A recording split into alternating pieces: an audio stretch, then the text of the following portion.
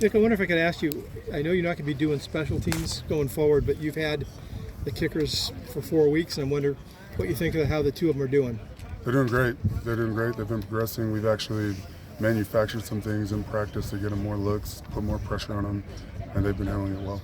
Is it hard to evaluate when you've only got one guy at kicker and one guy at punter, basically? I mean, I know they've both been doing both a little bit, but you haven't had the competition that normally would have. Yeah, I don't think there's anything or very few things that can simulate that type of pressure to win a game, and we try our best to get out here and give them opportunities to perform in front of their teammates, put a half gasser on it, different things, we try to manipulate during practice, but there's nothing that is like going out there to win the game, and so those guys have handled everything great. Can you just talk about each of them separately and kind of what they've shown you? Yeah, if we go back there and punt, that thing can go through the roof.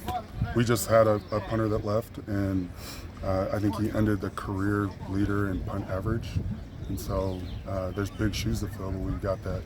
And then I think we've only missed one kick as we've gone throughout the spring, as far as the stuff that we've gone through every day in our field goal period.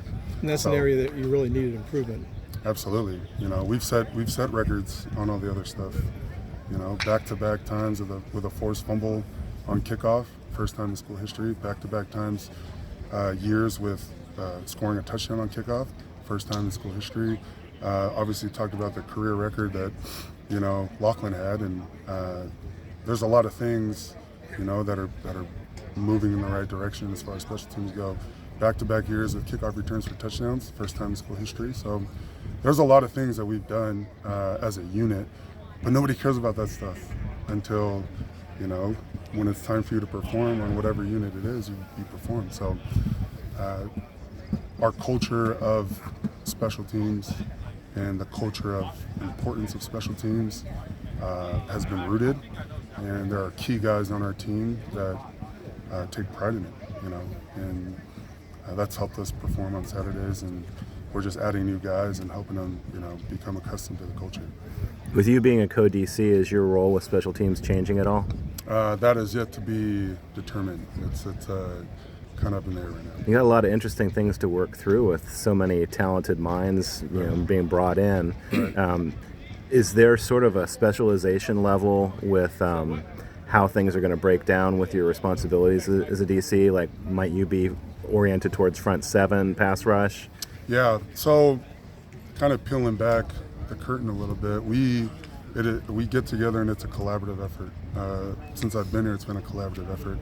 There's been other times I've been on other defensive staff where it's not a collaborative effort, and a guy has what he wants to do and we do what he does. But if you look at what we've done over the past couple of years, we've gotten out of our comfort zone as far as how we're calling defense this past year, and it helped us.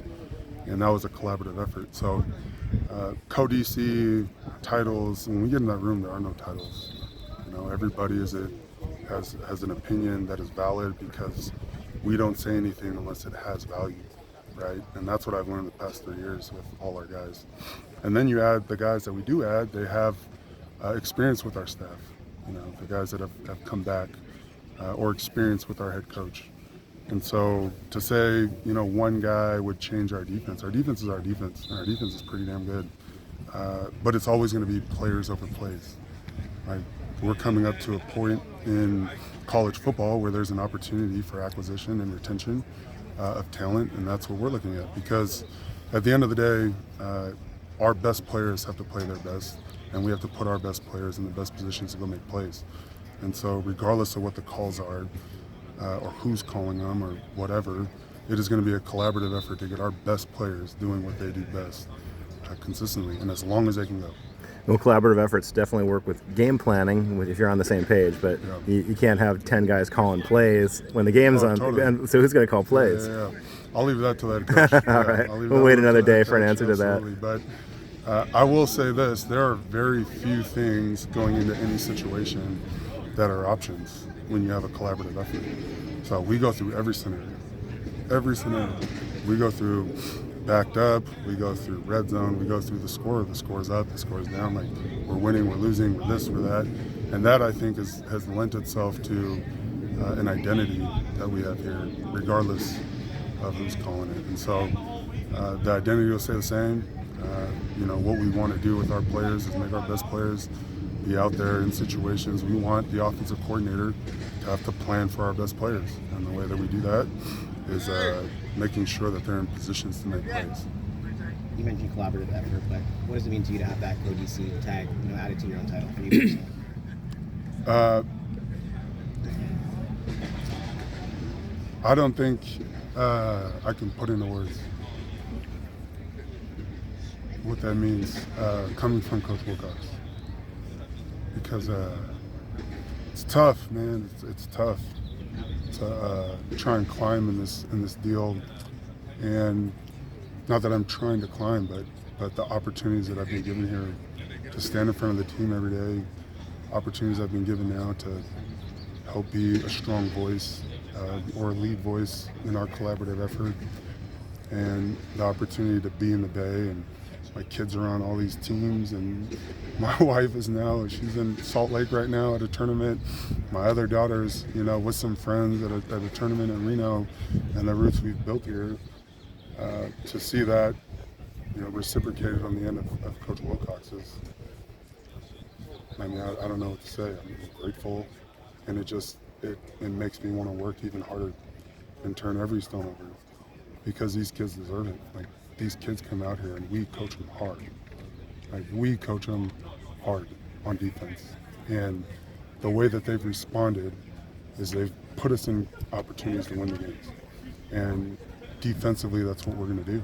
We're going to come together. We're all going to be together. We're going to be united, and we're going to go and walk through that tunnel and step through these sidelines and run through somebody and see how many times they like it.